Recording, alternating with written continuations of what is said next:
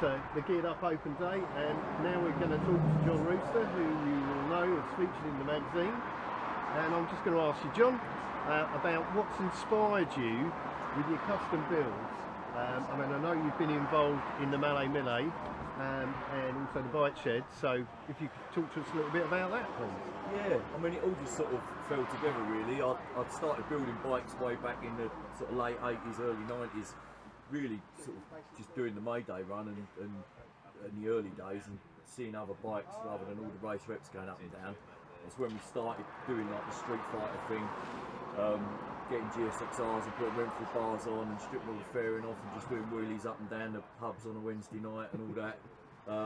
And then we started sort of inventing the supermoto, if you like, where we got things like the CR500 and putting CBR 600 mag wheels on it and road tyres and playing with those. And that was the early evolution really, just for me and my mates and things like that. Obviously I was working at the time and not building bikes professionally. And I was doing a lot of road racing and circuit racing, which I suppose is where I learnt my craft, building bikes for the track. Did like the Northwest 200, TT, that kind of stuff. But I suppose it was a phase of those days that started all getting faster and faster and more expensive. And the bikes that I was building for myself to race weren't really suitable for the road. And I always wanted to sort of, what I rode on the road, I wanted to be able to be the best it could be and different to everyone else's. So we was getting things like Ducati Monsters and different things that were out at the time, and GSXRs and R1s, and just chopping them up, taking all the fairings off, making smaller seat units and stuff. And then it was about sort of 4 or 5 years ago, I bumped into a company called Herald up at the motorcycle show.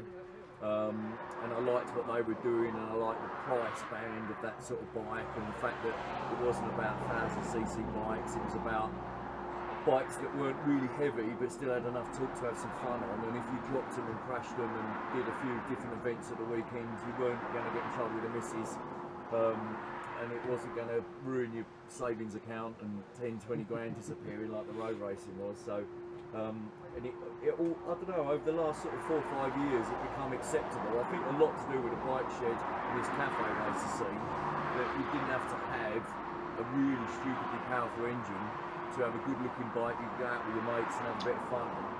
You could ride pretty fast without breaking speed limits and having fun on a 250, a 400, 550. And going back to the metal tanks and the nice seat units and being a bit more comfortable. And then I think as well, when they started pushing this sort of flat track thing with Crazy Horse, I've done a bit of work with those guys. And I suppose Guy Martin's programs on TV as well really helped. Made people realise that it wasn't all about plastic fantastic road bikes, that you could poodle down the motorway at 60 mile an hour on board shit. This sort of comes out these days. That a bit out of it. But yeah, and it was just a natural progression, I think, in the biking leisure scene, that people that rode normal bikes on the road could actually go and have events at the weekend and play with them as well. And I think the Malay Miles springing up around, I think 4 or 5 years ago, I think it's the 4th one this year, don't quote me on that, but apologise John but yeah, around sort of 4 or 5 years ago, where you could ride your bike to an event, race it on the grass, doing hill climbs and that sort of thing in the Malay 100, and then ride home on it, and you didn't have to do anything particularly special to it, and it could be anything from a little TZ 250, you know, old motocross bike from the 70s and 80s that you can pick up for 500 quid a grand, do some slight modifications on and have as much fun as you can on an R1 and GSXR at brands on a track day, you know, and it's just affordable biking. And I think that movement, that push in the sort of leisure custom scene, whatever you want to call it, cafe racer scene, that the bike shed has sort of introduced and made cool again, and the Malay guys have as well, that sort of got me to sort of look at other forms of motorsport on bikes that you're not necessarily going to die if you're any good, and you're not going to get in trouble with the missus that you're spending all your savings on. And I started doing those and getting customers coming to me from those events saying, you know, we saw you at last year's. I mean, last year I had 5 bikes that I built for customers all entered. They all had great days on them. You know, 2 of the guys, it was their birthdays. The bikes were built leading up to it. I entered them in the hill climb and sprint, and they got the bikes for the first time at the event. Turned up with their tents and beers. You know, their kids pitched up, gave them the bikes, and then they went off racing. Had a great day. Sun's always out at those events, and yeah, they rode home, big smile on their face, and you know, hopefully, you know, this year as well, I've had about 4 builds come to me from those events. People get to know you to build, you know, for 5, 6, 7 grand, you can build a really good bike that you can ride all week, go work on, looks different to anyone else's, and then race at the weekend having a bit of fun.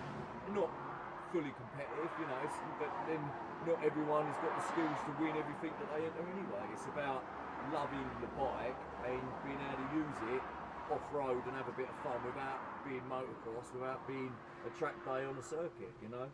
And I don't think that was really available before. 10 years ago, if you want to do flat tracking, you know, you bought a flat track bike and a van, and you went round and you entered all the heats, and you had to enter rounds and be competitive, and if you didn't qualify, you didn't get in, and you'd wasted money. Where now, I mean, things like Dirt Quake, another great event that I'm involved in, that I've raced in myself and built this particular bike for. As well, this was built for the Malay and Dirt Quake, did both. Hardly any modifications between the two apart from lowering the suspension on the flat track and raising it up for the Malay, and tyres obviously. And you know, you can rock up there, ride it there, enter the race, hopefully qualify, have a laugh, and if you do fall off and crash it, it's not the end of the world. It's not going to flip. It's, you know, you just low side it, you get up, wash it off. You might do your crash bungs and a foot peg, but you can usually still ride home or put it in the van and go home. So yeah, that kind of shit really. Well, of course, the Malay's quite handy for you as well, isn't it? 'Cause it's not very far from your operations headquarters, really, is it? Yeah. I'm now moved up at Shellsfield Village, which is just outside Orpington, and the Malay is at Keffington Hall, which is just outside Orpington.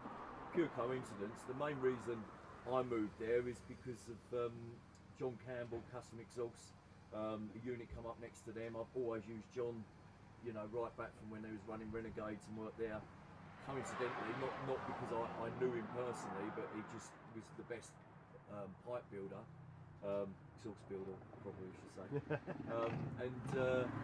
Yeah, you know, and the unit come up and we started doing stuff together. He now does all the exhausts on my bikes, and we both sort of complement each other. People come in, have their bikes built by me, get their bikes done next door at John's, and again, the sort of stuff he does. Previously, it was all in cans. There's one of my bikes that I built, just rolled in. Used to just do in cans and things like for the race reps, and now obviously the whole cafe racer scene where people are buying these little 400s and CBs and that kind of GNs has sort of introduced a whole new stream of income and pipe design to him as well as like the choppers from the 70s and 80s. Even they're coming back. Choppers and bobbers are really big again now.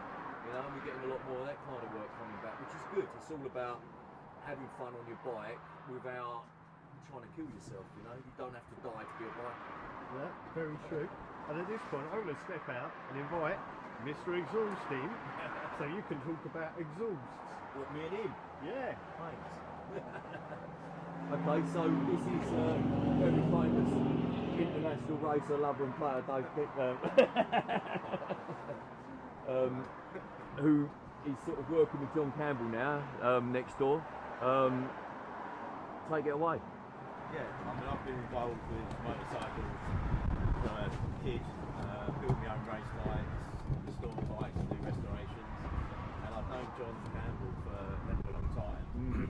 John used to build silencers for my race bike, and I heard that John was sort of selling up and retiring, and I fancied doing something a little bit different, and got talking to John and decided to.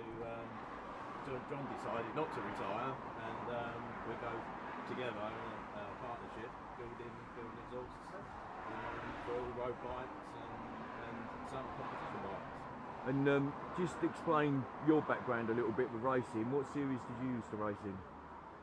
Try and just reduce it down to 5 or 6. Okay.